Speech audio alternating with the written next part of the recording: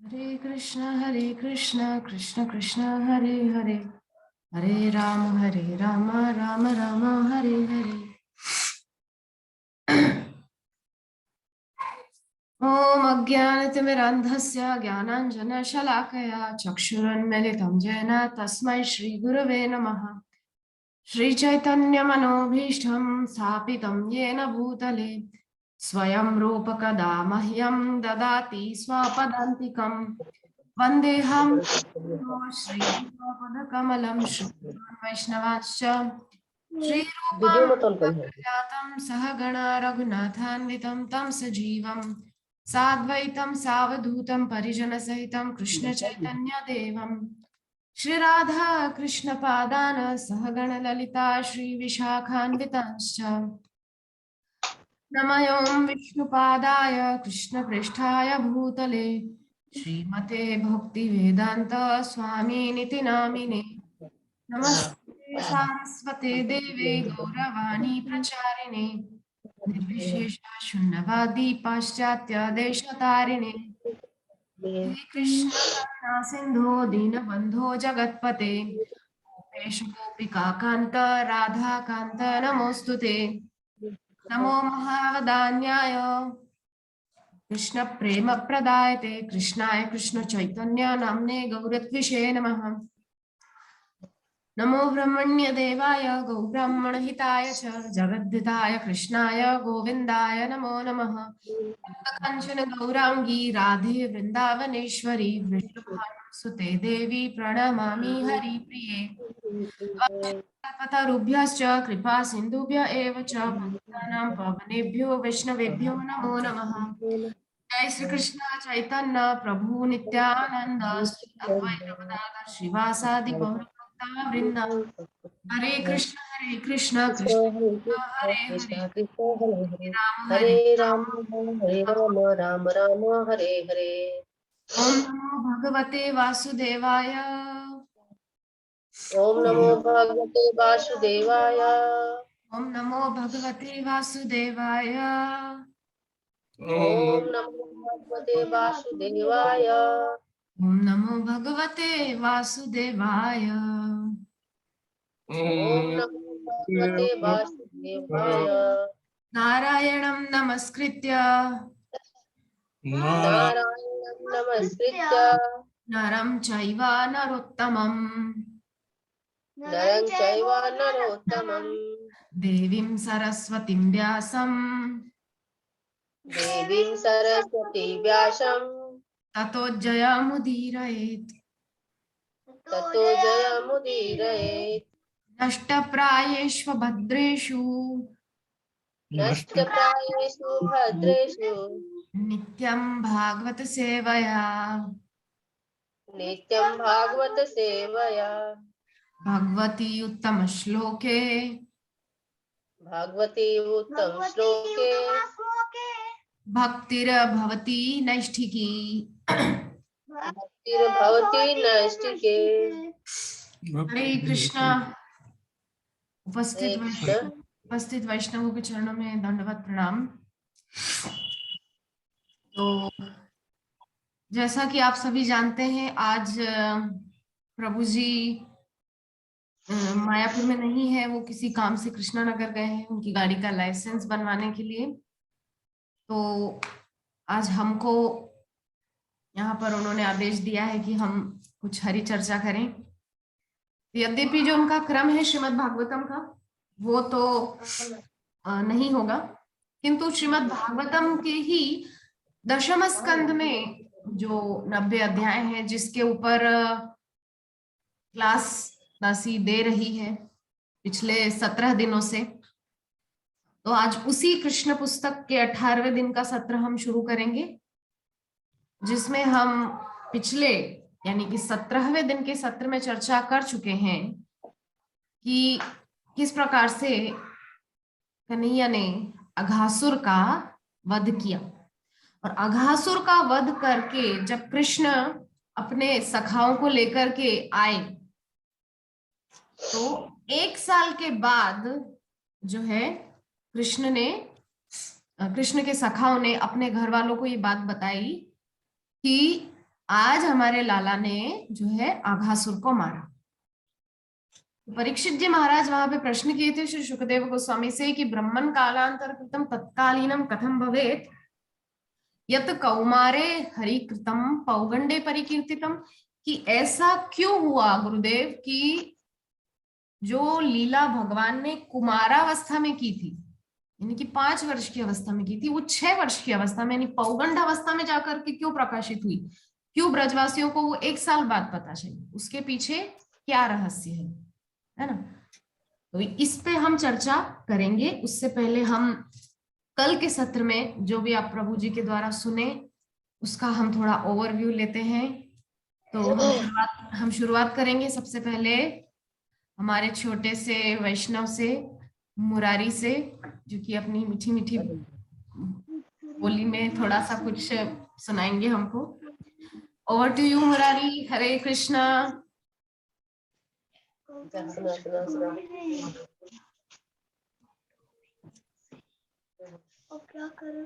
कथा सुना दो, ऊपर भी नहीं सुने। हरे कृष्णा मुरारी। बोलो। हरे कृष्णा माता जी, दंडवत प्रणाम। हरे कृष्णा प्रभु, दंडवत प्रणाम।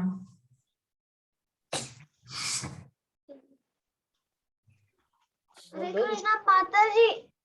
हाँ बोलो। जोर से। कल तो हम कुछ सुने नहीं, पर कथा रोज सुनते हैं तो हम कथा याद रखते हैं कि हमको क्या सुनाना है। अच्छा, आज कौन सी कथा सुनाएंगे आप? सुनाइए।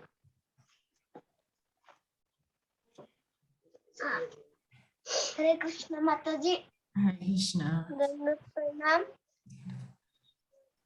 आज हमको सुनाना है पूतना का वध। अच्छा, तब सुनाइए। जब पूतना को बुलाया कंस और बोला कि तुम जाओ और उस बालक कृष्ण का वध कर दो, तो वो बोली कि ठीक है। तो वो बोला कि तुम लेकिन देख के जाना, वो स्वयं विष्णु का अवतार है, वो बहुत छलिया है। तो वो बोली कि आप चिंता ना करें महाराज, कंस मेरे पास विष मिला हुआ दूध है, जिस बालक पीकर मर जाते हैं। तो वो बोली कि जाओ।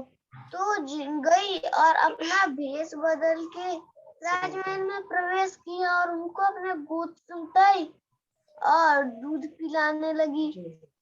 सब लोग जब गया तो दूध पिलाने लगी, तो भगवान इतना जोर से दूध पीने लगे कि उसको दर्द होने लगा और वो अपने असली रूप में आ गई। और भगवान उसी प्रकार उसको लाते लाते उड़ के गई थी, तो उसको नीचे ला दिए और उसका वध कर दिए। सब ग्वाल रहे थे, तो फिर उनके देह पे चढ़े थे, तो उनको उठा के फिर घर लेकर आए।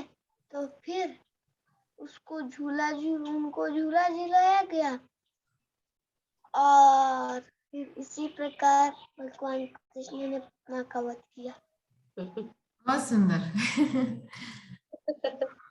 बहुत अच्छा सुनाए आप पूतना वध की कथा। तो विभा माता जी, अब आप अगर कल की कथा सुने हैं तो हम आपसे थोड़ा ओवरव्यू कल के कथा के बारे में सुनना चाहेंगे। हरे कृष्ण जी। हरे कृष्णा, दंडवत प्रणाम माता जी। हरे कृष्ण माता जी, दंडवत प्रणाम। तो कल हम लोग 15 नंबर और 16 नंबर श्लोक के बारे में चर्चा हुई थी। तो 15 नंबर श्लोक में, उससे पहले जो हम लोगों ने श्लोक का बारे में पढ़ा था प्रभु जी से, तो उसमें था कि काल के वश में सब है। तो क्योंकि ब्रह्मा भी काल से नहीं बच पाए, तो कल की कथा में बड़ी सुंदर थी कि पांडवों में से एक शक्तिशाली थे, धनुर्धर थे, शक्तिशाली थे, बलवान थे। फिर भी जो है काल जो है ना, समय परिस्थिति में सबको उसके चक्र में फंसना पड़ता है। तो कहने का मतलब ये था कि पांडव इतने शुद्ध भक्त थे, फिर भी वो समय जो सुख दुख का है उससे वंचित नहीं रहे। तो प्रभु जी ने कल हम लोग को उदाहरण में मनसा पूजा का बिहुला और लखिंदर का कथा बताए, सत्यवान और सावित्री का उदाहरण में बताए, फिर इंद्रदेव का पूजा जो रोक करके भगवान गोवर्धन पूजा करवाए उसके बारे में बताए उदाहरण से।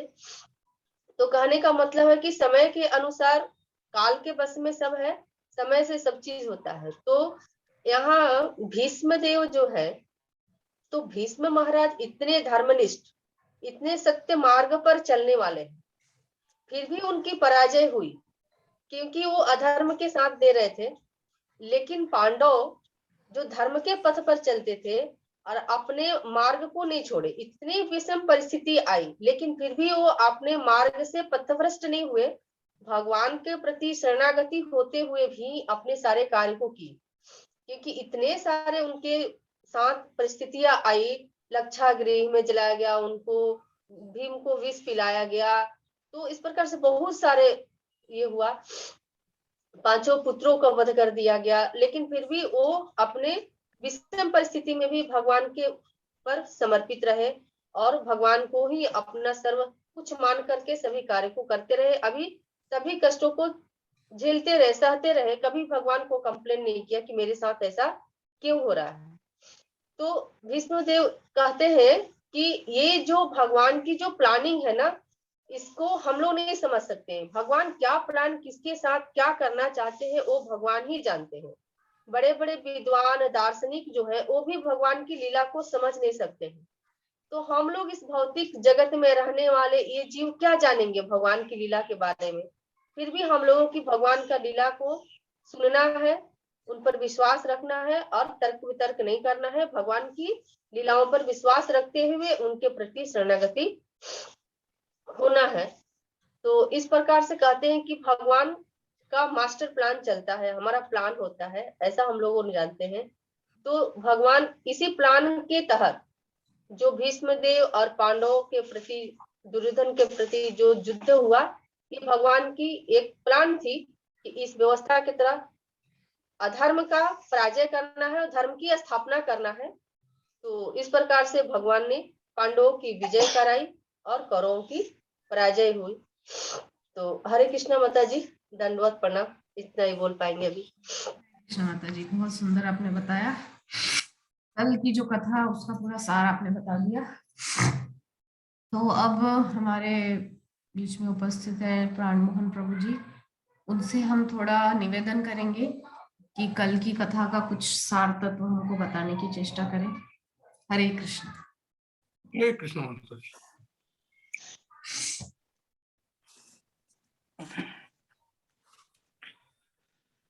कल 15 और 16 श्लोक को प्रभु जी बताए थे। तो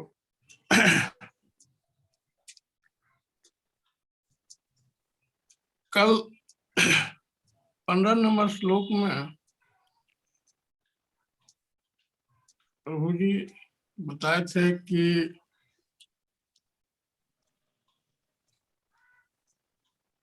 खुद युधिष्ठिर महाराज धर्मराज के पुत्र थे और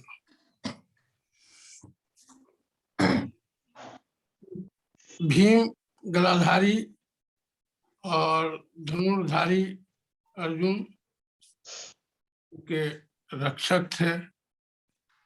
भगवान कृष्ण भी उनके साथ थे और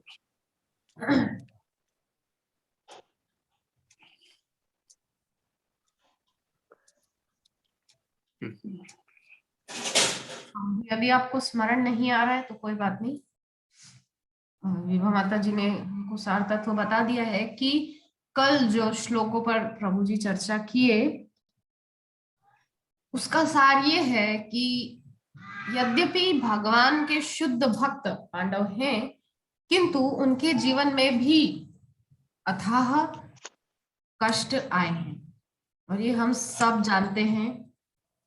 उनके जीवन में जो कष्ट आए हैं उन उसका 1% भी हमारे जीवन में नहीं आता है। हम झेल ही नहीं सकते उतने भयंकर कष्ट, उतने उस सीमा तक जो कष्ट उन्होंने सहे हैं। जन्म के कुछ समय पश्चात ही उनके पिताजी का साया उनके सिर पर से उठ गया। उसके बाद एक विधवा माँ 5-5 बच्चों को लेकर के किसी प्रकार से अपना जीवन निर्वाह कर रही है। राजमहल आते हैं तो अब उनको मारने की चेष्टाएं, अलग अलग तरह से लाक्षागृह में मारने की चेष्टा, उसके बाद पुनः उनको वनवास, और इस प्रकार से अनेकों षड्यंत्र उनके खिलाफ रचे गए। किंतु फिर भी ऐसा क्या है कि इतने कष्टों के बाद भी वो सही सलामत है। क्यों?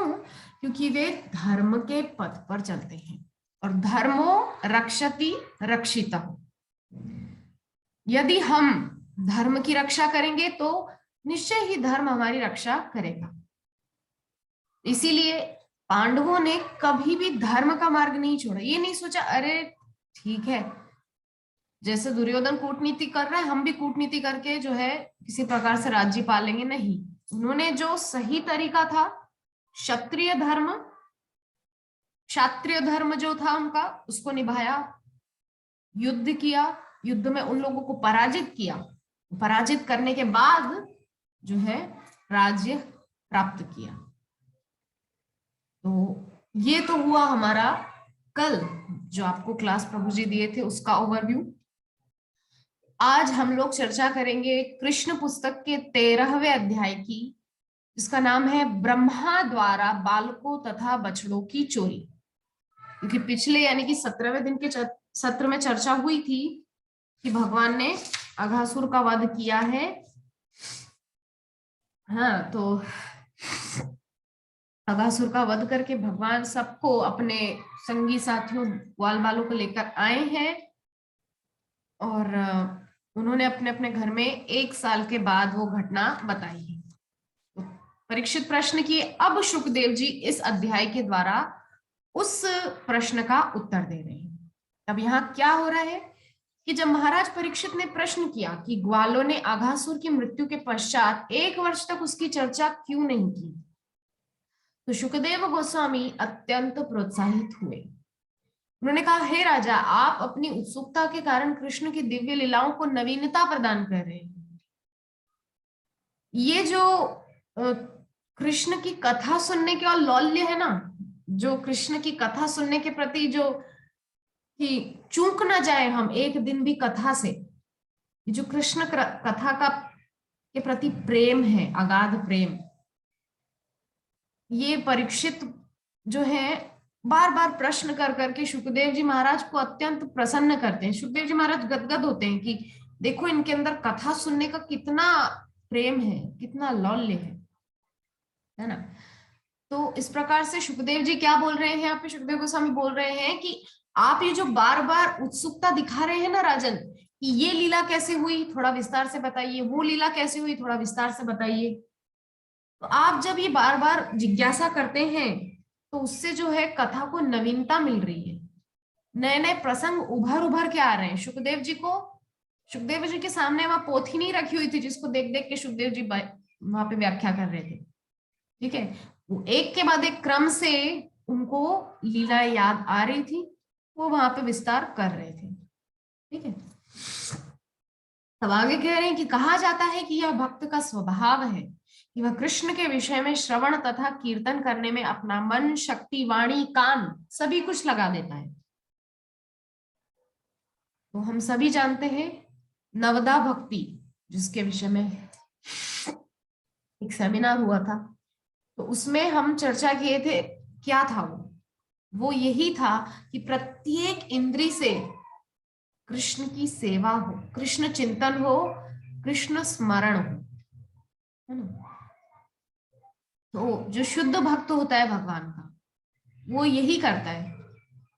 जैसे कि कोई माता जी रसोई में भगवान के लिए भोग बना रही है, तो क्या कर रही है, भोग बन रहा है भगवान के लिए, कानों में जा रही है कृष्ण कथा लगा करके भोग बना रही है माता जी कोई, तो कानों में जा रही है कृष्ण कथा, अंदर वो कानों के जरिए अंदर मन में उतर रही कथा, तो मन में चिंतन चल रहा है कृष्ण लीलाओं का, हाथों से चल रही है कृष्ण सेवा। इस प्रकार से जो भक्त होता है, शुद्ध भक्त, वो प्रत्येक क्षण अपनी प्रत्येक इंद्रिय से कृष्णमय रहता है। यह कृष्ण भावनामृत कहलाता है। कृष्ण भावनामृत है क्या असल में? कृष्ण कॉन्शियसनेस, जो प्रभुपाद ने हमको दिया है। श्रील प्रभुपाद की कृपा का स्वरूप है कृष्ण भावनामृत। हम सभी जानते हैं जिसके पास जो होता है वो वही बांट सकता है। अब किसी दुकान में मान लीजिए कि ज्वेलरी मिलती है, आप वहां जाकर के अगर कहेंगे कि हमको एक जोड़ी चप्पल दीजिए, तो ये तो बहुत हास्यास्पद होगा, है ना। जिस जगह जो मिलता है वहां जाकर आप वही मांगेंगे तो मिलेगा, अगर कुछ और मांगेंगे तो गलत हो जाएगा, है ना। तो प्रभुपाद के पास भर भर के कृष्ण भावनामृत था। कृष्ण भावनामृत का मतलब होता है ऐसी भावना जो हमको सदैव कृष्ण से जोड़े रखे। मतलब हम सुने तो कृष्ण कथा, देखें तो कृष्ण का दर्शन करें, कार्य हम करें तो वो सेवा हो कृष्ण के लिए या कृष्ण भक्तों के लिए। हाँ, तो प्रत्येक इंद्रिय से यही होती है गोपी, जो प्रत्येक इंद्रिय से कृष्णमय रहती है। तो यही कृष्ण भावनामृत है। और जो व्यक्ति कृष्ण के विषय में श्रवण तथा कीर्तन में लीन रहता है, उसके लिए यह विषय कभी नीरस या बासी नहीं होता। हम सभी जानते हैं कि अनंत काल से कथाएं सुनी जा रही हैं, सुनाई जा रही हैं, पर क्या किसी दिन हमको ऐसा लगा बोरियत, अरे ये तो वही कथा है? नहीं। क्यों नहीं लगता? क्योंकि इसका एक उदाहरण हम समझते हैं। गंगा में हम स्नान करने जाते हैं, हरिद्वार के तट पे या किसी भी तट पे, मायापुर में भी गंगा है, तो तट पे हम स्नान करने जाते हैं। अरे कल तो गए थे स्नान करने, आज फिर क्या स्नान करने? वो जो जल था वो तो बह गया आगे। कल जिसमें आप स्नान किए थे वो धारा बह गई, आज एक नया जल आ रहा है बहता हुआ गोमुख से। तो इसी प्रकार ये भागवत कथा की धारा है ना। भागवत कथा की धारा भी अगाध बहती जा रही है, बहती जा रही है। नित्य नए नए जो है प्रकरण, नए नए विषय, नए नए प्रसंग खुलते जा रहे हैं और नए नए आनंद का उसमें जो है प्रस्फुरण हो रहा है। तो ये कभी भी जो है नीरस होने वाला विषय नहीं। दिने दिने नवम नवम, कृष्ण को कहा जाता है कि वो प्रत्येक दिन नवीन दिखाई देते हैं, नए दिखाई देते हैं, नए से लगते हैं। और जैसे कृष्ण है वैसी ही उनकी कथा है। तो कृष्ण की कथा भी वैसी ही है, प्रत्येक दिन नई नई है, नवीन नवीन है ना। तो भौतिक विषय तथा दिव्य विषय के मध्य यही अंतर है कि भौतिक कथा वस्तु बासी पड़ जाती है और कोई भी एक ही विषय वस्तु को दीर्घ काल तक सुनना नहीं चाहता। एग्जाम्पल के तौर पे कोई व्यक्ति एक उपन्यास, नॉवेल जिसको कहा जाता है, वो पढ़ेगा, पढ़ के साइड में रख देगा, उसको फिर बोलेंगे कि इसको पढ़ो दोबारा, तुम खरीद के लाए हो 60-70 रुपया लगा के, पढ़ो इसको। अरे हम तो पढ़ चुके हैं, अब दोबारा नहीं पढ़ेंगे। उसमें उसको वो आनंद नहीं आएगा। क्यों नहीं आएगा? क्योंकि ये भौतिक विषय है और भौतिक विषय नीरस होते हैं। च्युइंगम आपने देखा है? च्युइंगम, च्युइंगम जो होता है, च्युइंगम कुछ देर तक ही मीठा लगता है, उसके बाद बस वो जैसे गाय भैंस जुगाली करते रहते हैं उसकी तरह हो जाता है, वो कोई स्वाद नहीं रह जाता। भौतिक विषय उसी प्रकार से है, च्युइंगम की तरह। शुरुआत में बहुत आपको मीठा लग सकता है, किंतु तत्पश्चात केवल चबाए हुए को चबाने के समान मूर्खता है वो, केवल, है ना। किंतु कृष्ण के विषय में, हरि के विषय में आप चर्चा करते रहो। आपको प्रभु जी कितनी बार ये उदाहरण दे चुके हैं कि जगन्नाथपुरी में 18 वर्ष तक श्रीमन महाप्रभु रहे तो स्वरूप दामोदर गोस्वामी से वो क्या कहते थे कि स्वरूप दामोदर गोस्वामी पूछते, हे महाप्रभु, आज आप कौन सा प्रसंग सुनना चाहेंगे? ध्रुव चरित्र, प्रहलाद चरित्र।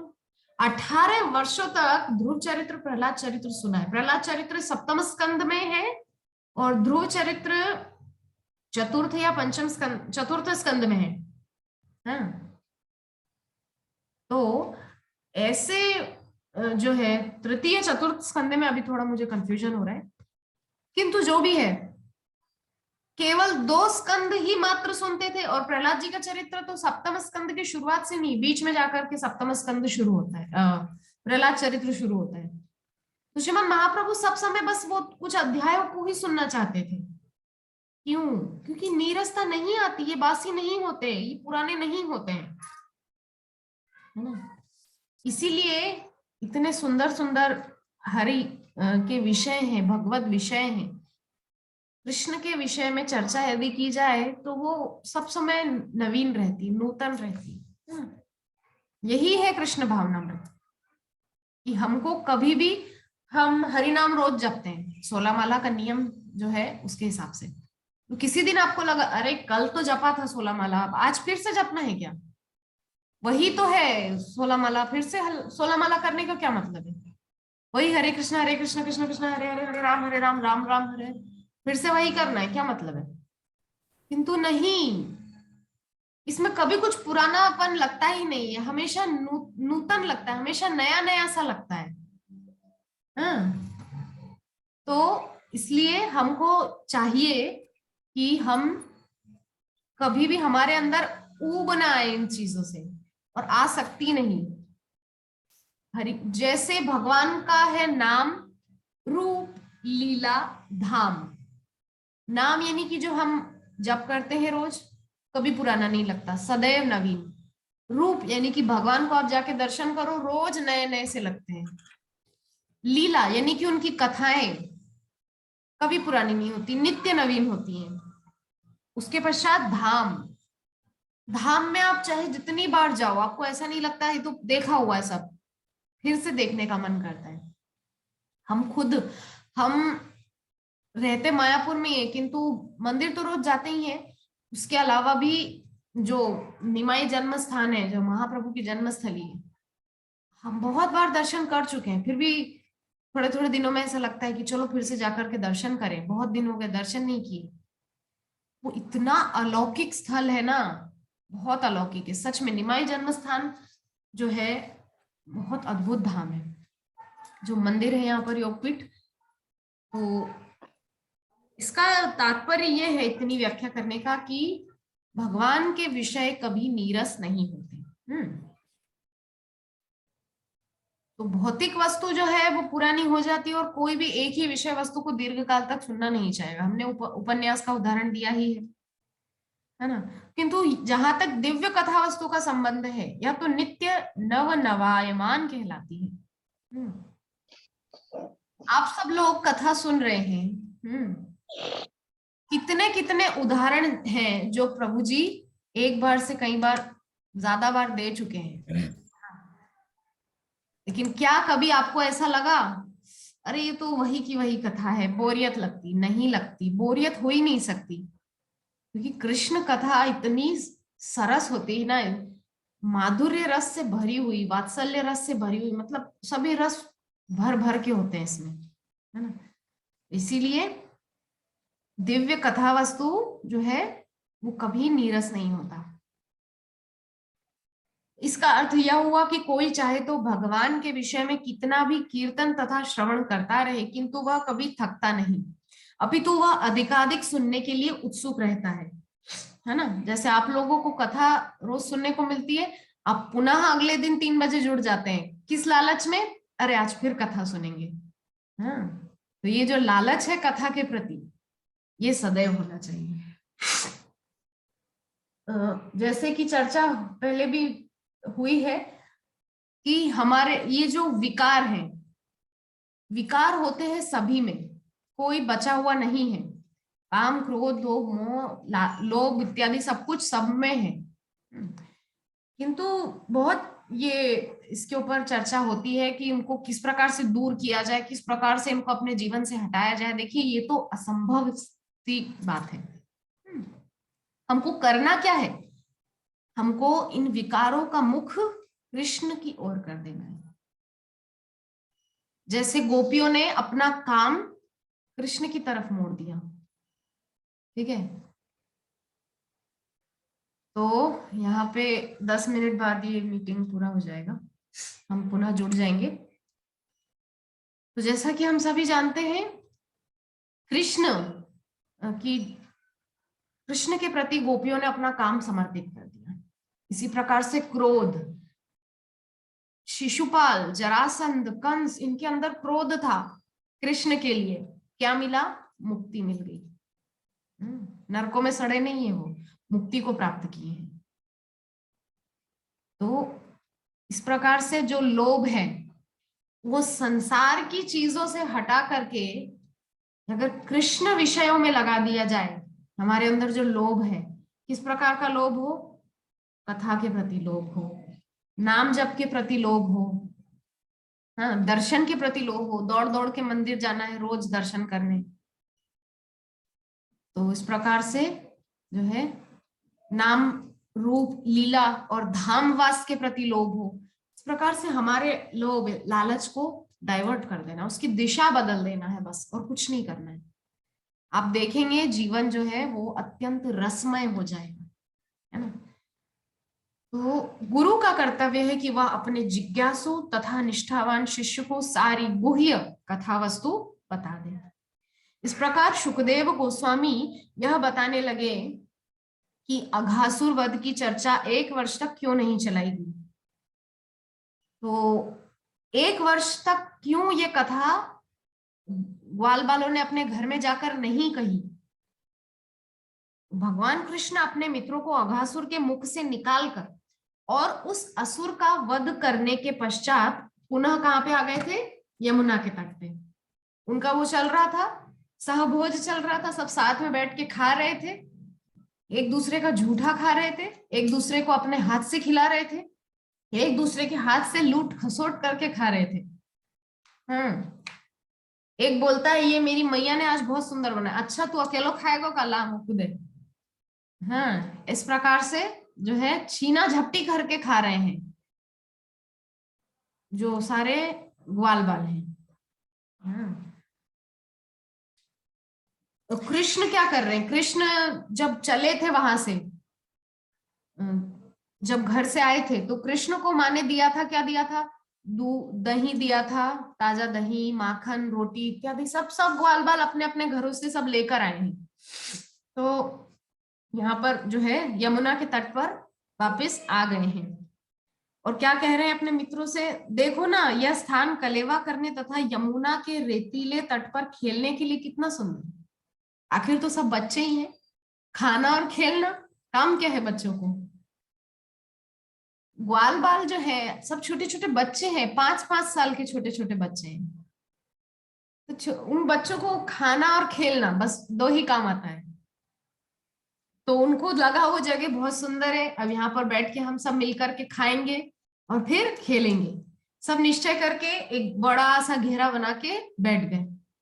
अब बैठ गए तो क्या कर रहे हैं? देख रहे हैं, आप आपस में चर्चाएं कर रहे हैं। देखो ना, ये कमल का फूल कितना सुंदर खिल रहा है यमुना के जल में, और सुंदर सुगंध चारों दिशाओं में चतुर्दिक अपनी इसकी सुगंध फैला रहा है। और आसपास जो देखो पक्षियों की आवाज कितनी सुंदर आ रही है, कितना सुंदर पक्षी चहचहा रहे हैं, कलरव कर रहे हैं। यमुना का जल कितना कलकल करता हुआ सुंदर बह रहा है, और मोर, कोयल, पपीहा कितना सुंदर बोल रहे हैं। हाँ, ये सब आपस में चर्चा कर रहे हैं। ग्वाल बाल छोटे छोटे बच्चे हैं ना, ये सब सुंदर चर्चाएं कर रहे हैं। और पत्ते सब, थोड़ी सी हवा चलती है एकदम से पत्ते सरसराने लगते हैं। तो इस प्रकार की सब वहां पे जो है वन की शोभा देख रहे हैं बच्चे, और ऐसी सुंदर सुंदर आवाजें, ध्वनियां सुन सुन के आनंदित हो रहे हैं बच्चे। तो यहाँ के वृक्षों द्वारा उपस्थित सुंदर दृश्यावली में श्री वृद्धि होती है। जो आवाजें हो रही, पत्तों की सड़सड़ाहट की आवाज हो रही, उसको सुन सुन के तब क्या निश्चय कर रहे हैं कि चलो हम सब यहीं बैठ करके कलेवा लेंगे, क्योंकि पहले ही बहुत देर हो चुकी है और हमें बहुत भूख भी लगी है। तो बछड़ों को अपने ही निकट रहने देंगे और यमुना का जल पीने देंगे, ऐसा निश्चय करके वो सब बैठ गए, है ना। तो बछड़े जो है जब तक हम कलेवा लेंगे तब तक वो भी आसपास जो हरी हरी घास है उसको चर लेंगे, यमुना जल पी लेंगे, ठीक है, दोनों का काम हो जाएगा। तो कृष्ण से इस प्रस्ताव को सुनकर सारे बालक बहुत प्रसन्न हुए और बोले निश्चय ही हम यही कलेवा करेंगे। तब उन्होंने बछड़ों को घास चरने के लिए छोड़ दिया। बछड़े घास चर रहे हैं आसपास, यमुना जल पान कर रहे हैं। हाँ, तो कृष्ण को बीच में बैठाकर सारे बालक उनके चारों ओर जमीन पर बैठ गए और घर से लाए अपने अपने भोजन की पोटली खोलने लगे। तो भगवान श्री कृष्ण केंद्र में बैठे थे और सभी बालक कृष्ण की ओर मुख करके बैठे थे। तब क्या हो रहा है कि कोई लाया है दूध भात, कोई लाया है दही भात, कोई लाया है दाल भात, कोई लाया है कड़ी भात, कोई अलग अलग प्रकार के आचार लाया है, कोई कुछ लाया है, कोई कुछ लाया है। सब बोल रहे हैं देखो लाला आज मेरी मैया ने ये बनाया। तो कृष्ण सबसे थोड़ा थोड़ा लेकर के अपने हाथ की जो हथेली है हाँ उसमें रखते जा रहे हैं, वो सबको खा रहे हैं, थोड़ा थोड़ा थोड़ा थोड़ा सबसे ले लेके खा रहे हैं। कोई बोलता है कि मेरी मैया ने तो आज ये बहुत सुंदर लड्डू बनाया। तो कन्हैया बोला ला दे। बोले वो तो मैं खा गया। अरे बोले तूने खा लिया अकेला, मुझे नहीं खिलाया। तब अपने मुख से निकाल के थोड़ा सा जो है लाला के मुख में दे रहा है। अरे वाह बहुत सुंदर हुआ, ये तो बहुत सुंदर लड्डू है। इस प्रकार से जो है बालकों के बीच में सुंदर है अटखेलियां चल रही हैं, खिलवाड़ चल रहा है। तो आगे क्या कर रहे हैं बच्चे लोग, सब खा रहे हैं, सब अपने अपने घर से कुछ ना कुछ लाए हैं। किंतु वहां जो है कृष्ण जो है ऐसे सब बैठे हुए साथ में पुष्प की तरह बैठे हुए सब, और कृष्ण जो है उस पुष्प की पंखुड़ियों के समान दिखाई दे रहे थे, सुंदर नील कमल के समान कृष्ण सबके बीच में बहुत सुंदर लग रहे थे। तो सारे बालक फूल पत्तियां तथा वृक्षों की छाल एकत्र करके उन्हें अपनी अपनी पोटली के नीचे रखकर अथवा अपनी पोटली में से ही कृष्ण के साथ साथ कलेवा करने लगे। तो कोई कोई पोटली में लाया था तो इस प्रकार से पोटली को ही फैला दिया और उसी में खाने लग गए, और कोई कोई वृक्षों के पत्ते ले आया उस पे फैला करके सब बैठ करके खा रहे हैं आराम से। तो कलेवा करते हुए हर बालक कृष्ण के साथ अपना अपना संबंध प्रदर्शित कर रहा था और वे सब परस्पर हंसी ठट्टा करके आनंद लूट रहे थे। वे जब इस प्रकार मित्रों के साथ कलेवा करने का आनंद उठा रहे थे तो उन्होंने अपनी बांसुरी अपने फेंट में और अपना महिष सिंह तथा अपनी लकुटी अपने वस्त्र की बाईं ओर धकेल दी। तो कन्हैया जो है यहाँ पर फेंट बांधते हैं कमर में, उसमें उन्होंने अपनी बांसुरी को लगा लिया है। उन्होंने दही माखन चावल तथा फलों के खंड से तैयार किए भोजन को अपनी बाईं हथेली पर रखा जो उनके कमल दल जैसी अंगुलियों के पोरों के बीच से दिखाई पड़ रहा था। बहुत सुंदर कृष्ण का सौंदर्य यहाँ पे व्याख्यान हो रहा है। तो श्री भगवान जो समस्त महान यज्ञों के फल को स्वीकार करने वाले हैं, हंसते हंसाते वृंदावन में अपने मित्रों के साथ कलेवे का आनंद लूट रहे थे। यह दृश्य देवता गण आकाश में देख रहे थे। सारे बालक श्री भगवान के साथ दिव्य आनंद का अनुभव या सुख भोग रहे थे। उसी समय पास चरते हुए बछड़े नई उगी घास के लालच में निकटवर्ती घने जंगल में चले गए।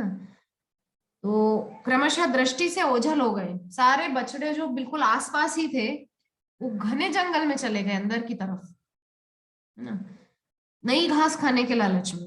तब जब बालकों ने देखा कि बछड़े उनके पास नहीं है तो वे उनकी सुरक्षा के विषय में भयभीत हुए और तुरंत ही कृष्ण कृष्ण कहकर चिल्ला उठे। कृष्ण साक्षात भय के हंता है। तो प्रत्येक व्यक्ति साक्षात भय से भयभीत रहता है। और यहाँ पर ये जो हमारा मीटिंग है ये भी पूरा होने वाला है, हम तुरंत नेक्स्ट में जुड़ जाएंगे, ठीक है। जैसे ही पूरा होगा आप सब नेक्स्ट में जुड़ जाइएगा। तो कृष्ण को पुकार रहे हैं सारे मित्र, क्योंकि जो बछड़े हैं वो उनकी दृष्टि से ओझल हो गए हैं नई घास चरने के लालच में। तो किंतु यही साक्षात भय कृष्ण से भयभीत रहता है। कृष्ण शब्द चिल्लाने से बच्चों का भय तुरंत जाता रहा। अपने प्यार के कारण कृष्ण नहीं चाह रहे थे कि उनके